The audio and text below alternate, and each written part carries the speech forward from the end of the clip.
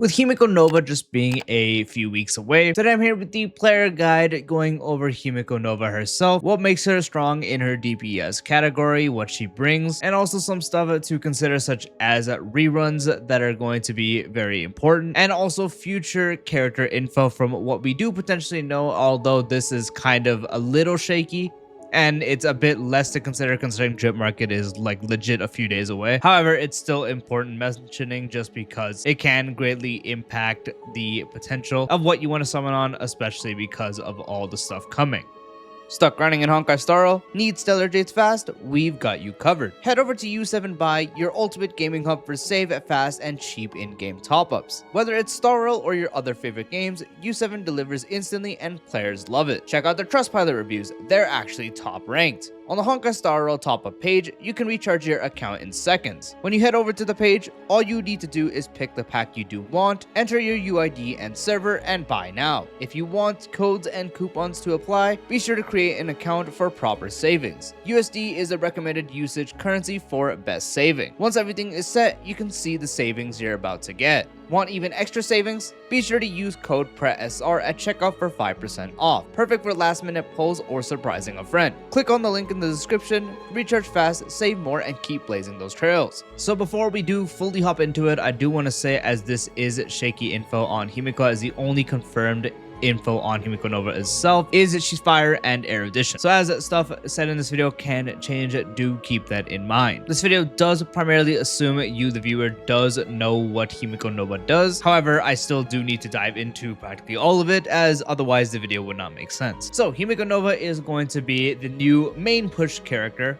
If you don't know what that means, it's pretty much, as it says, the main push of a character is going to get a lot of marketing, probably some form of aftersales more than others, and it's just going to be an overall really strong character when it comes to her kit. If you want other examples, just think of very popular anniversary characters like Silverwolf SP recently. If you want a 3.x example, you had Casters and Phynon, so on and so forth. Himeko Nova does fall under that category, and she does bring a lot of stuff to the table. She has very high multipliers as a DPS. She also does have somewhat support. The primary way to play her is with the Astral Express teammates, as she does have something called Verdict and Decimation modes, which change depending on the Astral Express teammate you do have. If the assist skill that she does have is used on a character that isn't Astral Express, you're not going to be able to change the mode. Assist skill is also an entirely new mechanic exclusive to Himeko Nova, where you're also able to use it on her turn or other characters' turns.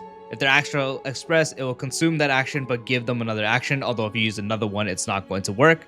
And if you're not an Astral Express member, you don't get an extra turn unless you do have further investment on it. So the primary playstyle is going around the assist skills, getting up to her ultimate, and then of course using the ultimate to do the best damage you can at a very high multiplier. Damage 6 times up to 762% of Himeko's attack to a primary target and 252% to the other target. So it's a very high multiplier, and then at the very end a final hit with 3 instances of damage, each doing fire damage equal to 80% of her attack to a random enemy. And then the other main thing to highlight is the fact that she has a Verdict and Decimation, one of them, and this one being Verdict increases the damage that Himeko does by 100% and ultimate damage she does by 100%. After Himeko Nova's teammates actively use their ultimate 2 times, Himeko Nova immediately will launch an assist skill against an enemy with no cost, while Decimation on the other hand will increase the team's crit damage by 100%, and skills crit damage dealt will also be increased by 100%, gains 1 point of charge for each enemy target hit by an ally, and reaching 9 points will consume all the charge to let Himeko launch the assist skill at no cost. As you can see, both of them do different effects. One of them, Decimation, is a bit more supportive and has a different way to gain charge, while Verdict also has a different way to get charge, however is more overall damage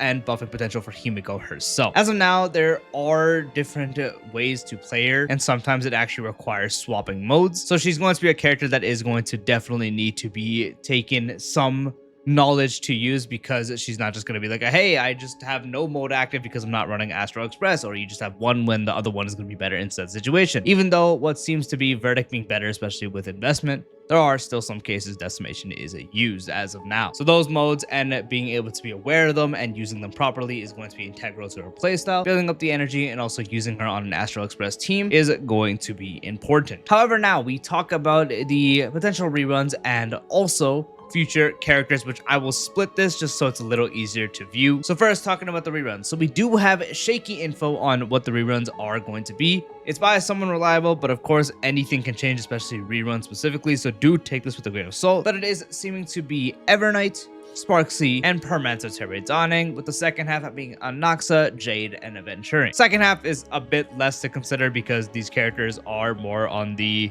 ignorable side, especially Jade and also Aventuring, since they're very outdated. However, Anoxa can be very good still, especially if you do have his team set up. But mainly for the first half, Sparksea is going to be a sought out character because of Silverwolf, especially since Sparksea herself has a really good E2 that can also make Silverwolf herself have her E2 be fully utilized, because without Sparksea at E2, you can't fully utilize it as of yet, as there's just not another Elation character to help with it. However, Sparksea E2 actually enables it. But in general, if you don't have her, you're going to want her for that team, which is why that alone is going to be a sought after character, and also she's just popular. Evernight is just going to be for anyone on the Remembrance user side, so if you just have her, you're gonna probably want investment, as she has a really good E1, a really broken E2 that also enables her to be a fully big main DPS on herself, and also a really good S1 at the same time. So Evernight herself always going to have good value for most people, anyone in the Remembrance path usage at all. And finally, Permanentary Dawning. This guy was free, however he was still the latest sustain,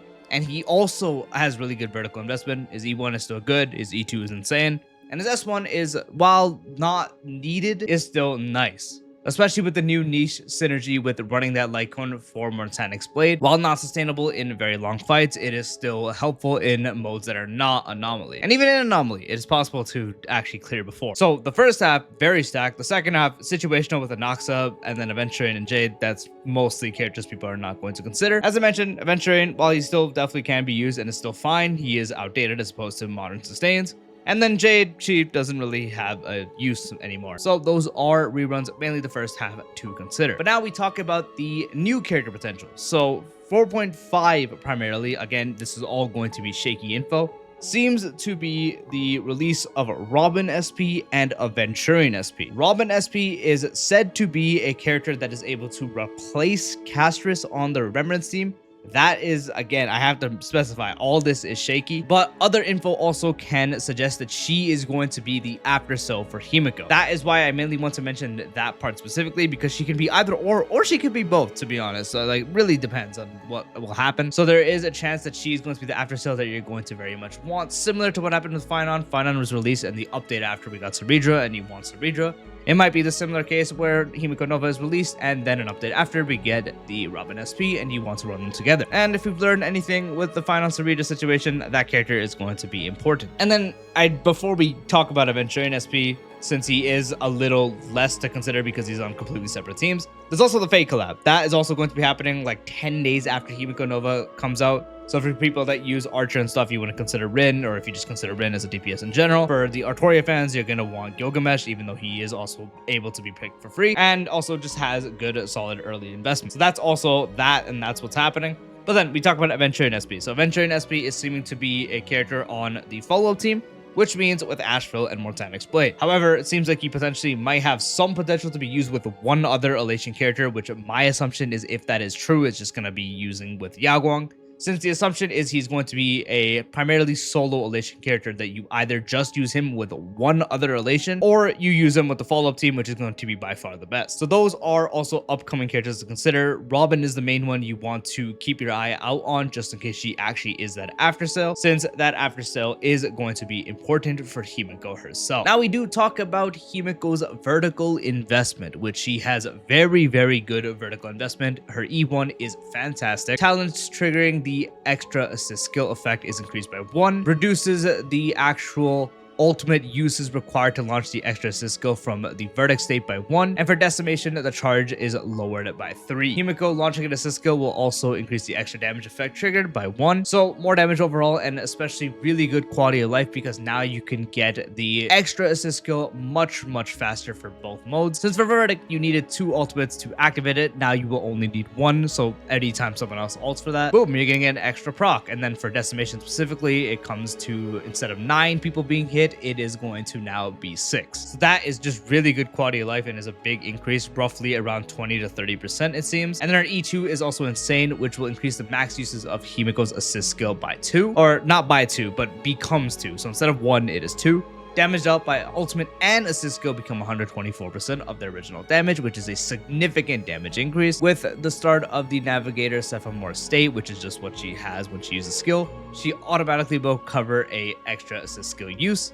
And as I mentioned previously, Trailblaze companions would be able to get the extra turn when the assist skill is used on their turn. However, Trailblaze companions wouldn't. But with her E2, characters that are not Astral Express can actually get that extra turn. So they still can't give a mode to Himeko, but they can give her the extra turn. These dupes are insane. As I mentioned, the E1 is seeming to be roughly around 30 to 40% increase, while the E2 is seeming to be a whopping 40 to 50% increase. So she has insane vertical investment. And also her light cone as well, it's also very good. Throughout the stuff being changed, it's not as valuable as it was, but it does provide a 32% defense ignore, where using assist skill regenerates 6 energy and gains an effect called Sail for 2 turns, stacking up to 3 times, with each stack increasing assist skill damage by 20%. Reaching 3 stacks will make each stack also increase ultimate damage by 20%. So both assist skill and also ultimate will do a lot more damage. Plus, the big defense ignore increase is good. So this icon is still very, very, very much valuable, even after all the changes, just less so because their E1 and E2 are so good. However, if you don't have the other alternative, which is going to be the the Herda light cone. That's like the closest option you have. And then if you don't have that, her light cone is going to be very much wanted. However, if you do have the Herda light cone, then you can very safely and you actually optimally want to go for E1 and potentially even E2. So all investment routes for her, especially E1 to E2, that is going to be insane. Her light cone is good, so she just has really good vertical investment all around. And then a little disclaimer I want to have, which is a slight extension about her vertical investment. This is mostly showcase notes as of now. It's seeming like without at least her E1, she does feel a bit rough to use. And then especially if you don't have the supports for her, it's going to be a lot worse. This also can change, but I can also see it very much happening because of how much stuff the E1 especially is able to provide for quality of life. So there is a chance that she might not last too long without E1 or maybe even E2, especially just because of how much stuff they do for her. It might be different because when she releases, of course, E0 S1 is just going to clear similar to like any other main push,